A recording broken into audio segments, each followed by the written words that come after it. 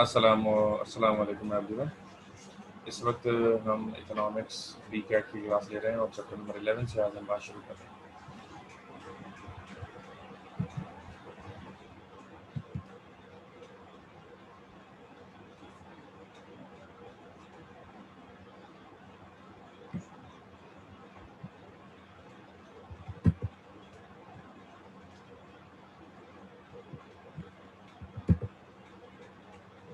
Chapter number 11, the name of this chapter is perfect competition. और इसमें हम पढ़ेंगे कि what is perfect competition. Basically perfect competition जो है उसे कहते हैं कि जो एक आइडियल कॉम्पिटिशन। आइडियल किसे कहते हैं? आइडियल कहते हैं ख्याली। तो ये ख्याली क्या होता है कि जो हमारे जहन में होता है कि भाई काश ऐसा हो जाए। ठीक है, ये एक तस्वुर है पाकिस्तान का, वो एक आइडियल का कि भाई ऐसा पाकिस्तान होगा जिसमें हर बंदे को आज़ादी होगी, अपने हिसाब से बंदा जो मर्जी है वो काम करेगा वगैरह। इस तरह एक परफेक्ट मार्केट का कॉन्सेप्ट दिया गया।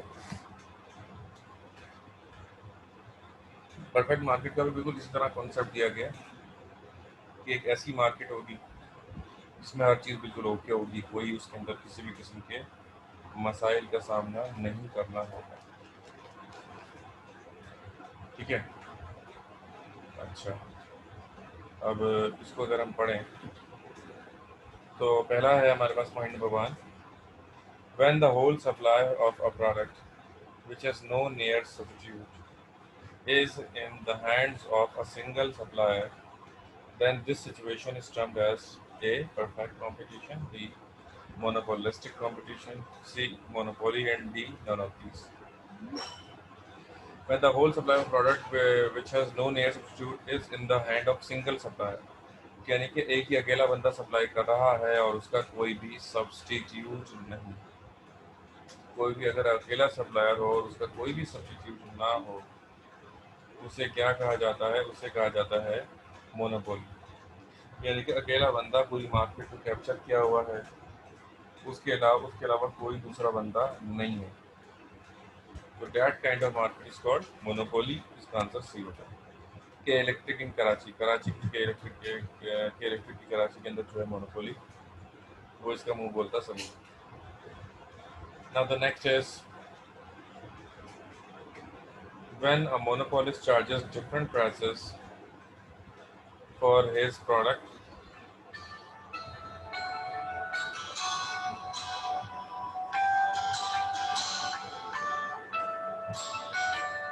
पढ़ते मैं रिकॉर्डिंग पे लगा रहा हूँ दोबारा। ठीक है, अच्छा जी। तो पॉइंट नंबर 2 की हम बात करते हैं। when a monopolist charges different prices of his product for different customers, एक मोनोपोलिस्ट है जो चार्ज कर रहा है different prices for his product for different customers और markets at the same time, then the situation is called B price discrimination. देखिए, price discrimination किसे कहते हैं कि जब एक बंदा मुख्तलिफ एक ही प्रोडक्ट बेच रहा है। मतलब मेरे पास मिसाल के तौर पर एक सैमसंग का मोबाइल है सेम मॉडल का, उसी सेम मॉडल के मैं मुख्तलिफ लोगों से अगर मुख्तलिफ पैसे ले रहा हूँ तो this is called price discrimination. मिसाल के तौर पर कोई एक बंदा आता है जिसको मैं बिल्कुल भी नहीं जानता, अनजान बंदा है, मैंने उसको दिया वो मोबाइल 15,000 रुपए का। ठीक है जी, फिर मेरे पास अहमद राना साहब आ जाते हैं जिनसे जिनसे मेरी वाकफियत है, अच्छी तरह मैं उन्हें जानता हूँ। तो मैं कितने पैसे चार्ज करूंगा? मैंने बोला चलो जी अब तो मेरे जान पहचान वाले हो, आप मुझे कोई 12,000 दे दो उसके। तो this is called price discrimination. ठीक है ना। तो इसीलिए जब एक ही चीज़ की अलग अलग कीमतें चार्ज की जाएं तो ये प्राइस डिस्क्रिमिनेशन कहलाता है। अच्छा, ये सिर्फ मोनोपोलिस्ट कर सकता है। ये सिर्फ कौन कर सकता है? ये सिर्फ मोनोपोलिस्ट कर सकता है। मोनोपोलिस्ट के अलावा और कोई ऐसा नहीं कर सकता। ठीक है जी।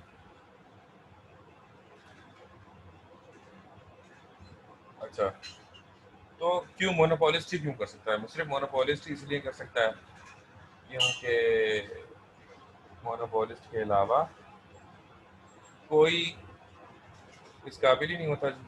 परफेक्ट कंपटीशन में तो सेलर बहुत ज़्यादा होते हैं। अगर परफेक्ट कंपटीशन में जो सेलर है वो अपनी मर्जी से कीमत लेना चाहेगा तो हम क्या करेंगे, हम फौरन शिफ्ट करके हम दूसरे बंदे से जाकर ले लेंगे। तो इस तरह मोनोपोलिस्ट की बात मानी नहीं जाए।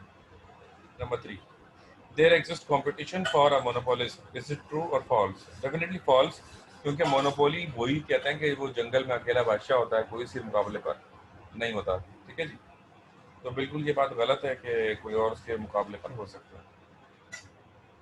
Number 4,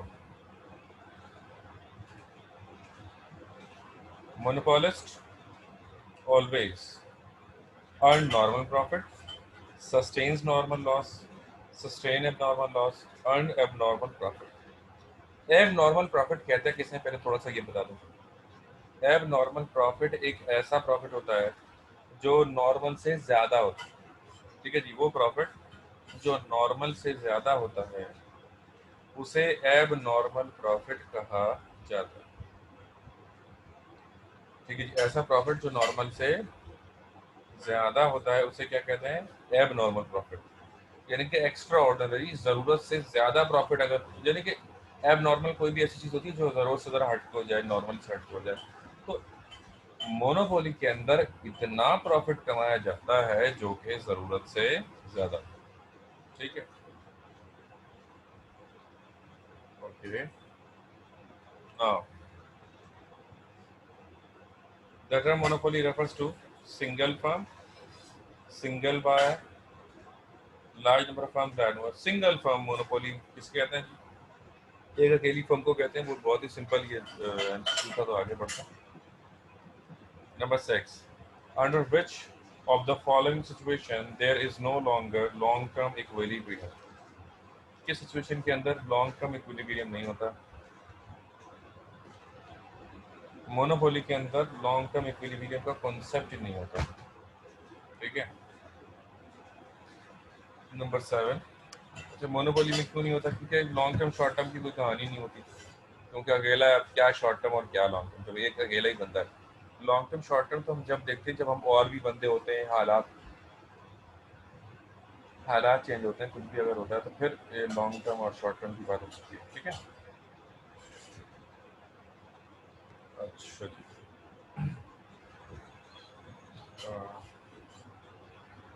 there are two conditions relate to which of the following situation? There are two conditions relate to which of the following situation? A, number one, a single seller control the entire supply of a commodity.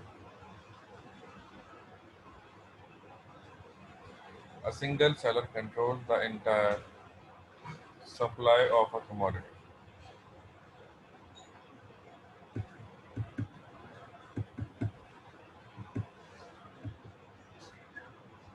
The commodity has no near substitutes. Definitely दोनों बातें की गई कि एक अकेला बंदा पूरी market को सप्लाई करता है। दूसरी बात की गई कि कोई सब्स्टिट्यूट भी नहीं होता, जैसे कि इलेक्ट्रिक है कराची में, एक तो बिजली अकेला सप्लाई करता है और दूसरा कोई भी उसका परफेक्ट सब्स्टिट्यूट नहीं है। सोलर को बहरहाल, यानी कि कोई और कंपनी हो जो, भाई अब क्या होता है कि इलेक्ट्रिक कोई भी मसला होता है कि इलेक्ट्रिक वाले खुद आके सॉल्व करते हैं। अब हमें कुछ भी नहीं करना, इलेक्ट्रिक वाले खुद आएंगे और खुद ही सारी कारस्तानी करेंगे। कोई और ऐसा इदारा नहीं है कि जिससे आप कह सकें कि ये फला फला काम आप आकर कर दें। तो ये इनकी मोनोपोली भारत इसके अंदर मौजूद है। ये तो 20 का आंसर है मोनोपोली। 8, कोई सवाल अगर आपको हो तो बीच में आप अपने आप को अनम्यूट करके क्वेश्चंस कर सकते हैं। ठीक है। Sheeza Laiba and Ahmed, okay move on. 8, which one of the following is determined on the intersection of demand and supply curves? Which one of the following is determined on the intersection of demand and supply curves? तो भाई price, price determine होता है demand and supply. ये perfect competition के अंदर होता है कि डिमांड एंड सप्लाई जहाँ पर एक दूसरे से इंटरसेक्ट कर जाए, इसको कहते हैं इसको इक्विलिब्रियम प्राइस भी, इक्विलिब्रियम प्राइस भी कहते हैं। लेकिन ये होता क्या है, ये होता सिर्फ वहीं पर है। यहाँ नहीं हो सकता, ये इधर पॉसिबल नहीं। यहाँ ये क्यों पॉसिबल नहीं है, यहाँ ये बेसिकली इसलिए पॉसिबल नहीं है क्योंकि अ,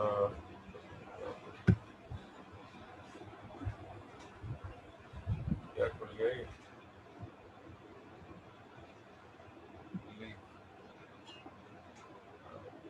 अच्छा ये देखिए इकोनॉमिक्स की आ रहा है ना, कभी व्हाट्सएप को नहीं आ रहा आपके आगे तो क्या खुल गया था कुछ होने से व्हाट्सएप खुल गया। तो डिमांड एंड सप्लाई जहाँ मिल जाए वो प्राइस बनती है परफेक्ट कंपटीशन में, जबकि मोनोपोली में तो मार्केट उसी की मर्जी होती है बेसिकली, जो सामान बेच रहा होता है।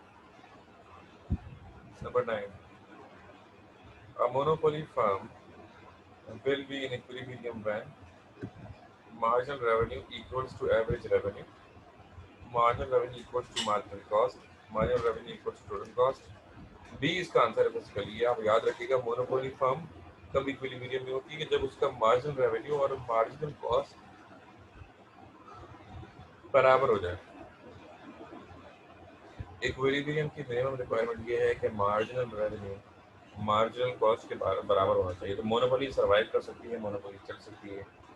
इसका मतलब क्या है कि एडिशनल प्रॉफिट और एडिशनल कॉस्ट दोनों अगर बराबर हो जाए तो हमें कोई घबराहट नहीं होगी, क्योंकि हमारे तमाम के तमाम खर्चे वक्त के साथ साथ निकल रहे होंगे। सही। Okay,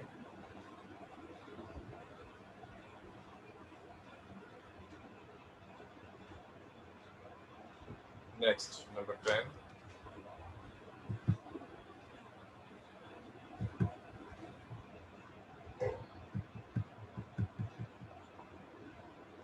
enact an act of selling the same product produced under similar conditions at different prices to different customers is known as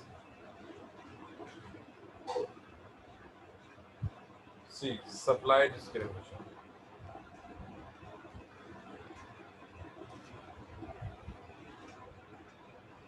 An act of selling the same product produced under similar condition at different prices to different customers known as supply discrimination भी कहते हैं इसको। कि आप supply कर रहे हैं और अलग अलग कीमतों पे कर रहे हैं तो इसको सप्लाई डिस्क्रिमिनेशन कहा जा सकता है। 11, while comparing the price of monopoly with perfect competition situation, the price of firms running under the perfect competition is the price of firms running under perfect competition is B, less than monopoly, less than that of monopoly firm।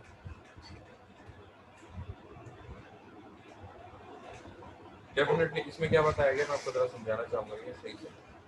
कि देखिए perfect competition इसमें ये कहा गया है कि perfect competition में जो कीमत होती है वो मोनोपोली के मुकाबले में क्या होती है, तो इसका आंसर ये है कि मोनोपोली के मुकाबले में कम होती है। लेकिन परफेक्ट कंपटीशन में खौफ होता है कि अगर मैं उस बंदे को सामान नहीं दूंगा तो वो बंदा किसी दूसरे से जाकर वो सामान ले लेगा, क्योंकि मेरे अलावा और भी लोग मार्केट में मौजूद हैं जो कि सेम सामान बेच रहे हैं। ठीक है। जबकि अगर हम दूसरी तरफ देखें तो दूसरी तरफ कहानी ये है कि मोनोपोली है, मोनोपोली में वो बंदा जो कीमत बोलेगा आपको वो देनी है, क्योंकि आपके पास कोई और ऑप्शन नहीं है। जो भी कीमत वो कहेगा आपको वो कीमत अदा करनी होगी, because you have no other option. ठीक है जी। अच्छा जी आगे बढ़ते हैं। Price discrimination policy can be applied in which of the following situation? A perfect competition, B monopoly, C none of these. Price discrimination सिर्फ मोनोपोली में ही अप्लाई हो सकती है, मैंने अभी आपको पहले ही बताया, क्योंकि मोनोपोली में ऑप्शन नहीं है ना, कम करो आपकी मर्जी, ज़्यादा करो आपकी मर्जी। आपका जो कस्टमर है वो कहीं भी नहीं जा सकता क्योंकि उसके पास कोई और ऑप्शन नहीं है। जबकि परफेक्ट कंपटीशन में आपके पास ये ऑप्शन नहीं है, क्योंकि अगर आप प्राइस आगे पीछे करते हो उसके पास ये ऑप्शन है कि वो किसी और से जाकर अपना वो सामान जो है वो खरीद सकता है। ठीक है। Okay.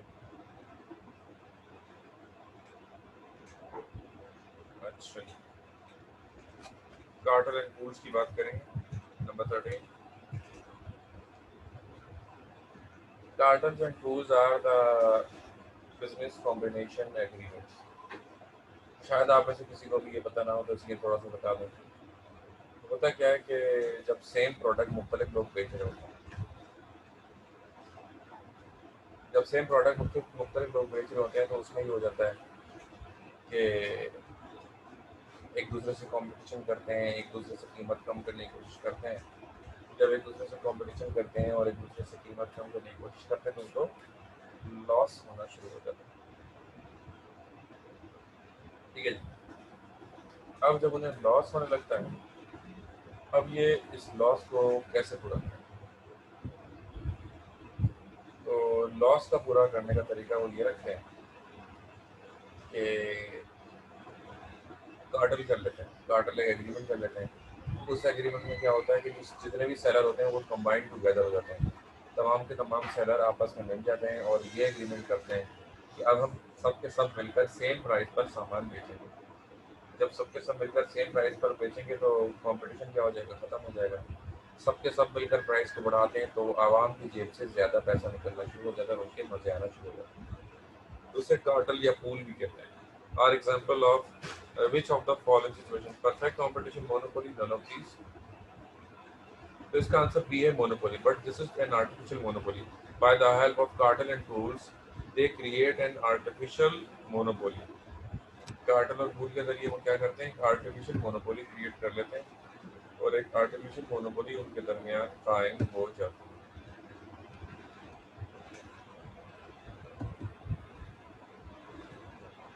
Number 14, price of a commodity in one season is different from the uh, is different at the price of the same commodity in another season. Then this price discrimination is situation is known as place, use, time, definitely time, क्योंकि एक वक्त में अलग कीमत दूसरे वक्त में अलग कीमत, ये टाइम के हिसाब से कीमत में डिस्क्रिमिनेशन आ गया तो इसको टाइम डिस्क्रिमिनेशन कहा जाएगा।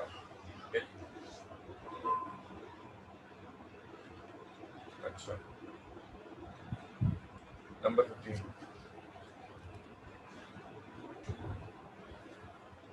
price maker term is used under which of the following condition? A. Perfect competition. B. Monopoly. C.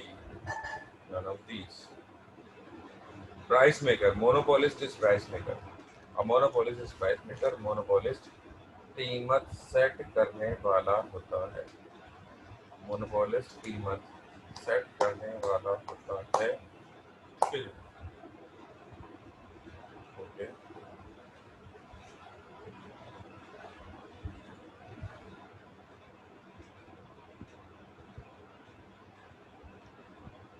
Number 17, if a monopolist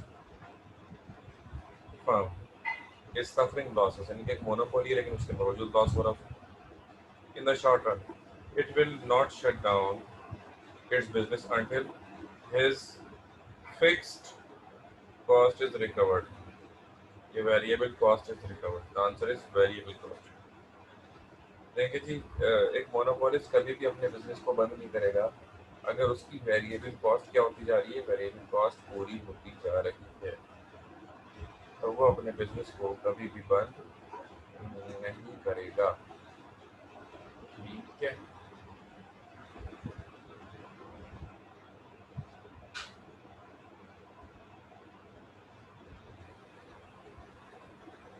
अच्छा जी आगे बढ़ते हैं। सर ये 17 वाला एक और दफा समझा दें। क्या चीज, यही वाली हेडिंग ना, ये जी वाला जी 17। 17। Okay okay. देखें, जो जो खर्चे होते हैं दो तरह के होते हैं, एक फिक्स कॉस्ट होती है और एक वेरिएबल कॉस्ट। फिक्स कॉस्ट क्या होती है? फिक्स कॉस्ट होती है रेंट हो गया बिल्डिंग का, ठीक है ना, टैक्सेस हो गए, अब ये एनी हाउ आपने देने होते हैं, ठीक है ना। अब वेरिएबल कॉस्ट क्या होती है? Salaries expense, production expense, electricity charges, ये वेरिएबल होता है। अब ये वेरिएबल क्यों होती है? आप जितने ज़्यादा बंदे रखोगे उतने ज़्यादा सैलरीज एक्सपेंस होंगे, इसलिए इसको वेरिएबल एक्सपेंस कहा जाता है। ठीक है, अब इसमें क्या कहा गया? इसमें कहा गया कि अगर वेरिएबल एक्सपेंसेस पूरे होने, यानी कि फिक्स कॉस्ट अगर एक मोनोपोलिस्ट की जेब से जा रही है, इकोनॉमिक्स एक कॉन्सेप्ट है ये कि अगर फिक्स कॉस्ट हमारी जेब से जा रही है लेकिन but we can cover the variable cost, लेकिन हम फिर भी वेरिएबल कॉस्ट हम कवर अगर कर लेते हैं तो हम फिक्स्ड कॉस्ट अगर हमारी कवर हो रही है और वेरिएबल कॉस्ट अगर हमारी कवर हो रही है, फिक्स कॉस्ट हम जब से दे रहे हैं, फिर भी इकोनॉमिक्स ये कहती है कि बिजनेसमैन उसको सर्वाइव करेगा इस उम्मीद से कि अगर आज वेरिएबल कॉस्ट कवर हो रही है तो कल हमारी फिक्स कॉस्ट भी कवर हो जाएगी। लेकिन अगर फिक्स्ड और वेरिएबल अगर दोनों ही कॉस्ट हम कवर नहीं करेंगे तो हम अपने बिजनेस को बंद कर देंगे। तो शट डाउन पॉइंट क्या होता है? शट डाउन पॉइंट वो पॉइंट होता है कि जब आपको वेरिएबल कॉस्ट भी अपनी जेब से देनी पड़े। अगर सिर्फ फिक्स कॉस्ट अपनी जेब से देनी पड़ रही है तो आप कारोबार को जारी रखेंगे, लेकिन अगर वेरिएबल भी आपको अपनी जेब से देनी पड़ेगी तो आप कारोबार को क्या कर देंगे? बंद कर देंगे। ये इसमें बताया गया।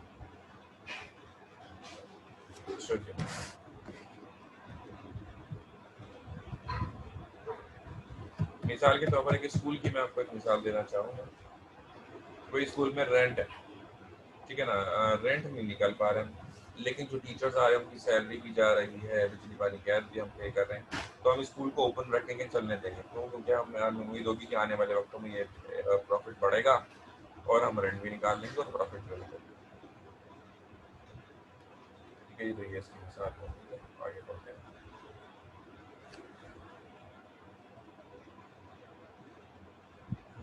पॉइंट नंबर 19 हो गया।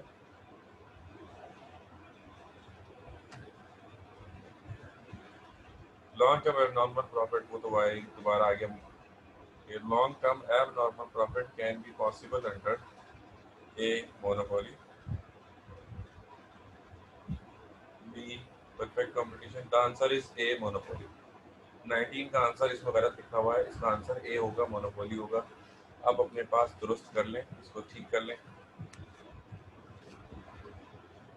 पॉइंट है नंबर 19 का, इसका आंसर मैंने आपको बता दिया क्या होगा, इसमें गलत लगा हुआ है, इसको ठीक कर लें। सही है। अच्छा जी, 20 marginal revenue curve of a monopoly firm is same to higher than lower than none of these. Marginal revenue curve of a monopoly firm is lower than the average one. Marginal revenue curve lower होगी average revenue से, ठीक है? तो इसका answer C होगा।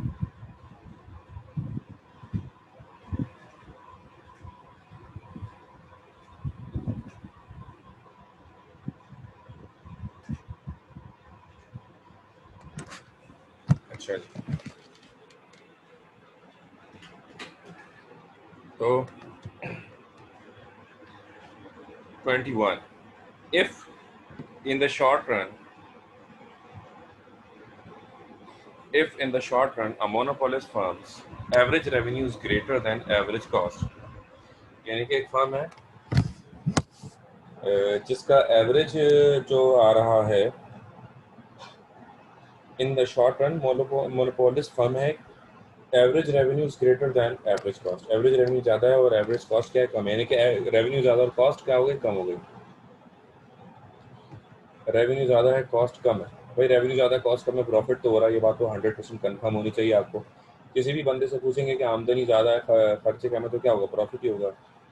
जब आमदनी ज़्यादा है और खर्चे कम है तो उसका मतलब है एब नॉर्मल प्रॉफिट हो रहा है। जब आमदनी ज़्यादा और खर्चे कम होंगे तो उसको कौन सा प्रॉफिट कहेंगे?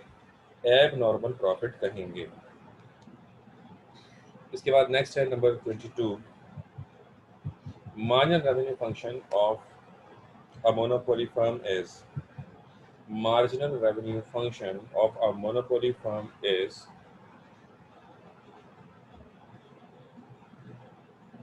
decreasing function।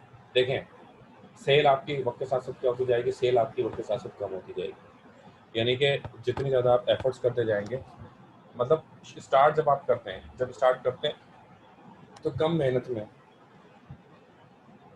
आप ज़्यादा कमाना शुरू कर देते हैं, क्योंकि that is the start of your business. क्योंकि वो स्टार्ट ऑफ योर बिजनेस होता है, तो आप कम मेहनत में ज़्यादा कमा सकते हैं। लेकिन अब जब आपका कारोबार फैल चुका होता है, जब आपका कारोबार फैल चुका होता है, तो अब वो प्रॉफिटेबिलिटी का लेवल आपका नहीं रहता। सही है जी। तो डिक्रीजिंग फंक्शन होगा। Under which of the following situation price discrimination is not possible. Perfect competition में प्राइस डिस्क्रिमिनेशन इसलिए पॉसिबल नहीं है क्योंकि उसमें मजीद लोग होते हैं, तो मजीद लोगों की वजह से ये पॉसिबल नहीं होता। ठीक है, अच्छा जी। इसके बाद है हमारे पास 23, under which of the following situation price discrimination is not possible. आपने सुन लिया 23। अब 24 की तरफ जाते हैं।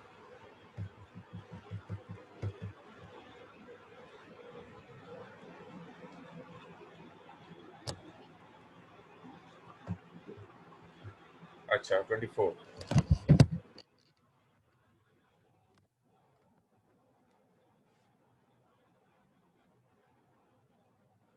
5, under which of the following condition the chances of suffering losses are minimum. Monopoly में भाई, मोनोपोली में आप अकेले, कोई है ही नहीं आपके मुकाबले पर, तो लॉस के चांसेस क्या हो जाते हैं, बहुत ही कम हो जाते हैं।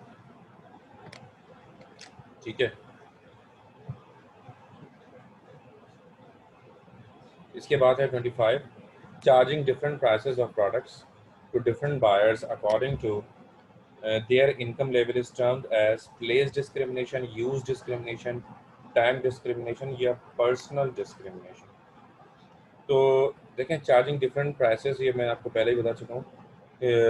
According to their income level, मतलब उस आप मिसाल के तौर पर यू आर अ डॉक्टर, आप एक डॉक्टर हैं और आपके पास एक गरीब आदमी आता है, तो आप उससे जो डायग्नोज चार्जेस आप कम लेते हैं। जब लेकिन आपके पास डॉक्टर के बाद जब आपके पास दूसरा बंदा आता है जो बहुत ही अमीर है और आप उससे ज़्यादा पैसे ले लेते हैं, तो ये पर्सनल, आप अपनी मर्जी से कर रहे हैं, तो ये पर्सनल डिस्क्रिमिनेशन कहलाता है। 26, a point where marginal revenue curve and marginal cost curve intersect each other। कोई भी ऐसा पॉइंट कि जहाँ पर मार्जिनल रेवेन्यू कर्व और मार्जिनल कॉस्ट कर्व एक दूसरे से इंटरसेक्ट करती हैं, then at this point marginal revenue is equal to marginal cost. ज़ाहिर है कि दोनों एक दूसरे से मिल रहे हैं, एक पॉइंट, यानी कि एक ही पॉइंट आ गया जहाँ पर दोनों एक दूसरे से मिल रहे हैं, तो वो उस पॉइंट को क्या कहेंगे, कि दोनों क्या आपस में बराबर हैं। 27, price is always equal to average revenue under monopoly. Price हमेशा बराबर होती है एवरेज रेवेन्यू के अंडर मोनोपोली में। ये भी बहुत सिंपल सी बात है। The trend of average revenue curve and a monopoly firm is always, the trend of average revenue curve of a monopoly firm is always downward, upward, horizontal या none of these. The answer is downward. ये इसकी मैं आपको diagram दिखाऊंगा इंशाल्लाह, भी थोड़ी देर में दोबारा सेशन शुरू करेंगे ना, अभी क्योंकि टाइम खत्म हो रहा है। तो ये डाउनवर्ड स्लोपिंग होता है, अभी मैं आपको बना के दिखा दूंगा। आंसर ये होगा 29, the elasticity of demand at equilibrium of a monopoly is more than unity। ठीक है ना, elasticity is more than unity, कि आप ज़रा सा चेंज करेंगे तो वो दूसरी तरफ ज़्यादा चेंज आ जाएगा। मोर देन यूनिटी चेंज किसे कहते हैं, आप में से जिन्होंने कॉमर्स पढ़ी वो तो फ़ौरन समझ गए होंगे, लेकिन अगर आप में से कोई साइंस का है उसके लिए थोड़ा सा बता दूँ कि देखें, एक वेरिएबल में कम चेंज आना और उसकी वजह से दूसरे वेरिएबल में बहुत ज़्यादा चेंज आ जाना, एक वेरिएबल में कम चेंज आना और उसकी वजह से दूसरे वेरिएबल में बहुत ज़्यादा चेंज आ जाना, उसे कहते हैं मोर देन यूनिटी। ठीक है जी। अच्छा, next number 30, the trend of marginal revenue curve of a monopoly firm is always downward, upward, horizontal। ये डाउनवर्ड, यानी तो दोबारा आगे मुझे लग रहा है।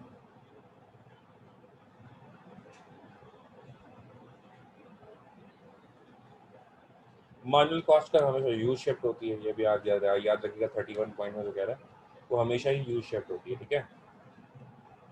32, if price of a monopoly firm is equal to average variable cost, यानी कि जो प्राइस है मोनोपोली की वो average variable cost, it means that the firm is only recovering its variable cost. अगर एक मतलब जो एवरेज वेरिएबल कॉस्ट है वही अगर कीमत है, तो इसका मतलब ये हुआ कि आप सिर्फ और सिर्फ वेरिएबल कॉस्ट कमा रहे हैं, आप तो ना प्रॉफिट कमा रहे हैं ना आप फिक्स कॉस्ट कमा रहे हैं। तो ये तो बहुत ही खतरनाक सिचुएशन हो सकती है किसी भी इदारे के लिए। तो next is 33, difference between total revenue and total cost is known as C profit। भाई टोटल जो हमारा खर्चा हो गया, जो हमने टोटल आमदनी करी, आमदनी और खर्चों के दरमियान जो फर्क होता है उसी को तो प्रॉफिट कहते हैं। 34, in Pakistan railway, Pakistan railway is the best example of which of the monopoly की बेस्ट एग्जांपल है पाकिस्तान रेलवे, और साथ साथ मोनोपोली के अंदर लॉस की भी बेस्ट एग्जांपल पाकिस्तान रेलवे की मोनोपोली है, लेकिन उसके बावजूद ये नुकसान में जाते हैं, नुकसान कमाते हैं, प्रॉफिट नहीं कमाते, बहुत ही घटिया इनकी सर्विस है, आप जानते हैं अच्छी तरह। अच्छा जी, असल में कैमरा मेरा खराब हो गया तो इसलिए मेरी वीडियो फिलहाल आप नहीं देख पा रहे हैं। Number 35, if price of a monopoly firm is more than average variable cost, if price of a monopoly firm is more than average variable cost, it means that the firm is recovering all its variable cost and also the portion of fixed cost। भाई अगर average variable cost से ज़्यादा हो जाए इसका मतलब क्या है कि हम दोनों तरफा चीज़ें हम कमा रहे हैं। ठीक है, 35 तक हम पहुंच गए और शिजा आप अकेली रह गई हैं क्लास में, या तो राइट चली गई है बल्ला आलम। चले बस फिर आज दोबारा हम सेशन अभी स्टार्ट करेंगे 10 मिनट बाद, शायद कुछ बच्चे ज़्यादा आ जाएं। ठीक है, 37, if the price of a monopoly firm is equal to its average cost, price जो है मोनोपोली फर्म की अगर वो एवरेज कॉस्ट के इक्वल है, इसका मतलब हम एब नॉर्मल लॉस, ज़रूरत से भी ज़्यादा नुकसान हमें हो रहा है। 38, under monopoly there is no possibility of suffering losses, short run long run में तो लॉस होता ही नहीं, ये बिल्कुल हकीकत है। सिर्फ पाकिस्तान रेलवे एक एक्सेप्शनल सिचुएशन है क्योंकि उन्होंने अपनी कारकर्दगी इतनी ख़राब रखी, ये उसकी वजह। ठीक है, 39, which one of the following is not feature of monopoly firm, single supplier बिल्कुल फीचर है, प्राइस मेकर बिल्कुल फीचर है, लार्ज नंबर ऑफ बायर्स बिल्कुल फीचर है, ह्यूज एडवर्टीजमेंट कॉस्ट।